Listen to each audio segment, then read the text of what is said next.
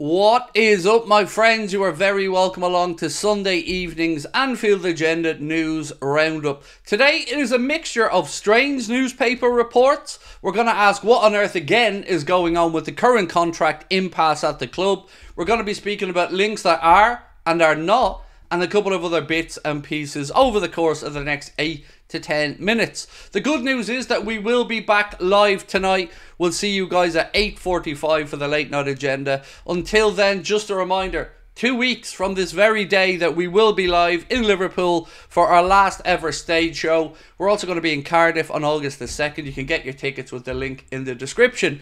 Right, let's start off with an article that was written over in Spain that came out that freaked me out last night, but I still don't know if there's truth to it or not. Let me read it to you and see what you think. Liverpool have offered Virgil van Dijk, now don't get excited, it isn't a new contract. Apparently, Liverpool have offered Virgil van Dijk to Atletico Madrid amid concerns of his desire to remain at Anfield. Apparently, Liverpool aren't so convinced that Virgil van Dijk wants to be here. Now, I've got to say, that's contrary to a lot of other reports and contrary to what I believe as well. I think that Virgil is probably frustrated that there's been no new contract offer for him, and there are more and more stories linking him with moves away. Yesterday we spoke to you guys on the stream last night about Virgil van Dijk maybe having an offer coming in from Saudi, a €55 million offer that could be landing on Liverpool's desk. But today, of course, that's all quiet on the Western Front. But till then, we'd still have to figure out what on earth is going on and when are we going to start giving these guys the opportunity to tell us if they want to stay at the club or not. I'm going to move on to a really worrying development about Trent in a couple of moments. It isn't Real Madrid, it's more when Liverpool are planning to talk with Trent. That and lots more still to come, but until then, Trent has made it clear who he would like to see to come in and replace Gareth Southgate as the English national team manager. No surprise for you guys to hear that he, of course, suggests Jurgen Norbert Klopp. Not really for me to say if that's a good or a bad idea or if it's achievable or not, but any England fans watching, I'd love to know your thoughts on that one. A post caught my eye, I should say, last night when I was reading through a lot of fan forums and stuff, and this post stood out to me. It said, Liverpool must be one of the very few teams that can't seem to get rid of fringe players. Either Liverpool overvalues them or nobody is interested. We're always reading about different clubs have expressed interest in X or Y, but nothing ever happens. Those players end up going on loan or running down their contract at Liverpool. It kind of does make me think. We heard this summer that the likes of Tyler Morton, Sepp van den Berg, Reece Williams, Billy Cometio and a few other fringe players like Nat Phillips were going to move on, and that Liverpool were going to recoup some summer transfer fees that of course they could put towards signings. As of yet, as I sit here now, Sunday 21st of July, absolutely no movement in that direction or no movement in incomings. Now, one thing that Ian Doyle of the Echo has said is that at present there's no desire from either the club or the player to move Kostas Tsimikas on. Now, that's a little bit different to the stories that have been doing the rounds most of the summer. I'm not for 1 second suggesting that Liverpool are trying to kick Kostas out the door, but it's been widely reported that if an offer did come in, it is an area that Liverpool would consider because, of course, we all know Kostas isn't going to cut it long term. Let's be honest about this. If I said to you right now, will Kostas Tsimikas be the next replacement for Andy Robertson longer term? I think it will be very few of you that would say, yes, Craig, I feel confident that Kostas could fulfill that role. That's why we've started to see links to the likes of Ray and Nuri and a couple of others in this window. Now, I like Kostas. I'm sure he's really good around the dressing room. But if we want to win, if we want to be ruthless, we should be looking to invite offers for the likes of Kostas, in my opinion.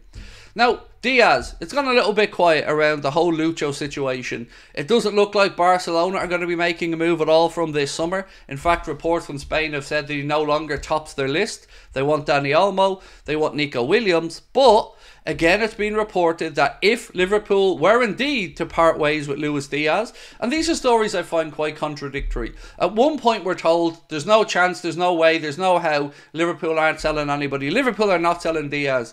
And then we're told by Ian Doyle that Liverpool are not selling Diaz, but if they did sell Diaz, that they would ask for at least £75 million to sanction a sale once a replacement has been lined up. Now, all of these things link into needing more time in the window. If you're talking about potentially selling DIAZ, even the idea of it, how are we supposed to know to line up a replacement if we're not selling him? And if we do need to line up a replacement, what are we waiting for? There's lots of contradictory stuff coming out, and none of it fills me with confidence or inspires me. It all paints a picture of Liverpool right now being a little bit like a rabbit in the headlights, unsure of what's going on in the transfer market. But the biggest story of the whole day for me comes with another piece from Football Insider, and this is what has me very concerned. It said, Liverpool are reportedly expected to officially hold talks with Trent Alexander-Arnold before the end of the year. Before the end of the year.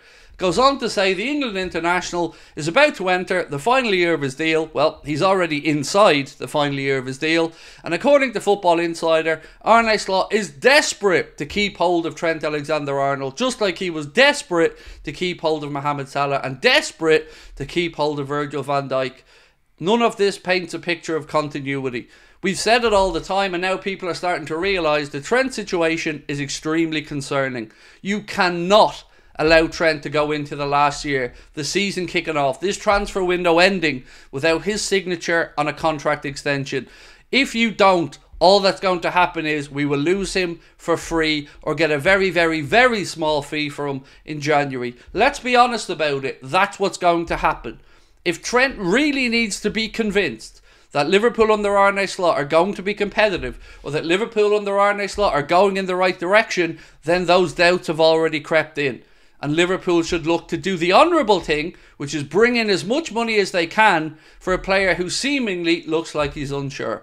Now, I hope Trent stays. I want Trent to stay. But nothing that has come out over the past 48, 72 hours has suggested in any way that Trent has his heart set on staying at Anfield. It's all painting a picture of one thing. The best case scenario, we massively overpay and he stays. Or worst case scenario, he runs that contract down and leaves for free next summer. This is not a picture of continuity. This is not a picture that is going to strike confidence in Liverpool fans. So yet again I ask, where is our transfer business? What are the owners doing? And at what point are some people going to start realising that the clock's ticking? We're already less than a month away from the Premier League kicking off. Remember, we start in a month. Not when the transfer window ends, in a month. So we better get moving, and it's up to us as fans to have our voices heard. So I've had my say, my friends, and we will go through this, of course, in more detail tonight at 8:45, with some transfer links coming into Liverpool as well. I hope to see you then. Until then, don't forget, check out the Anfield Agenda Clips channel. You can do it with the link in the description, and those live show tickets are on sale.